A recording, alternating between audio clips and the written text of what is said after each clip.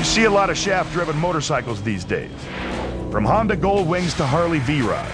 But in 1923, there was only one, the legendary BMW R32. The awesome R32 put BMW into the motorcycle business for good. Check it out.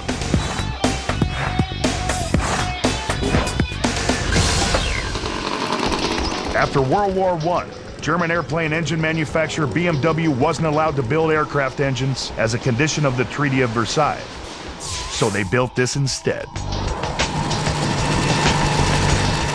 This blew them away at the Paris show in 1923. It completely shocked the motorcycle industry. Imagine the crowd at the Paris Expo getting their first look at this bad boy. In an age of chain or leather belt drives that needed constant adjustment, and of oil-leaking machines that were more or less motorized bicycles, this was a bike from the future. The BMW R32 featured a 500cc two-cylinder horizontally opposed engine and a shaft drive.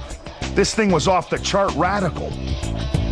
The R32 is interesting because it was influenced by the school Bauhaus, which was a very minimalistic design in which whatever design was brought into the machine followed the function.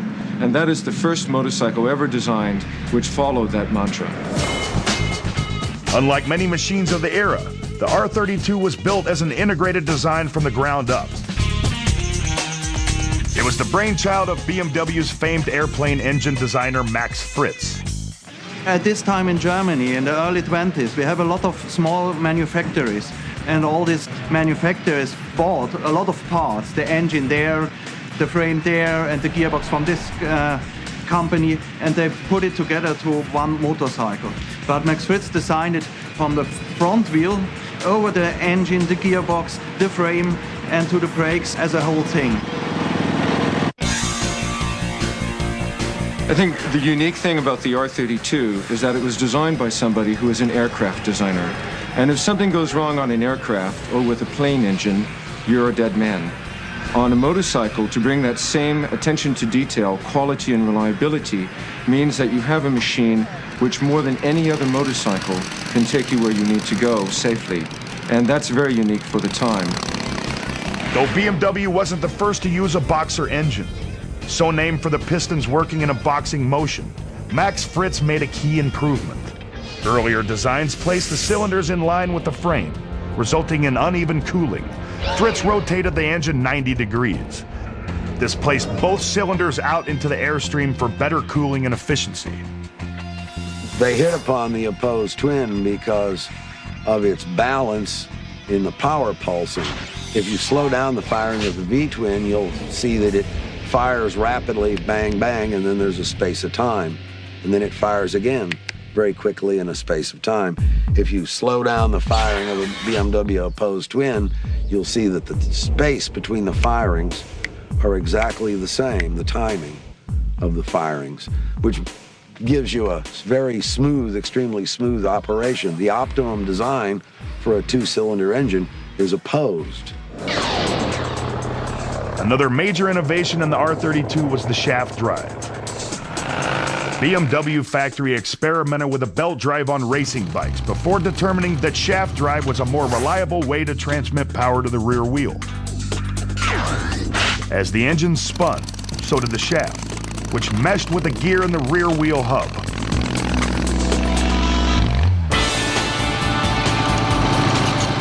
This leading-edge engineering resulted in a very expensive ride. At $575, it was the highest-priced motorcycle in Germany. BMW restorer Greg Vetcherich owns a 1925 R32, the third year of production. They're quite rare machines. Not many BMWs survived World War II. Many of them went in the scrap drive or were pressed into service for the war. So anything pre-war is fairly rare.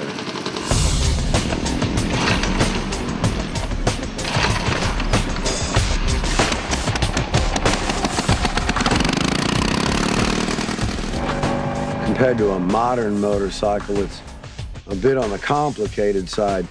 So like a Model T, you have two levers over here on the right side, which control This one controls your fuel, and this one controls your air. And of course, you have to set the timing manually. This is your spark advance. So unlike modern motorcycles where you just simply open the throttle and take off, you have to adjust all of this constantly. The R32 produced 8.5 horses at a top speed of 60 miles per hour.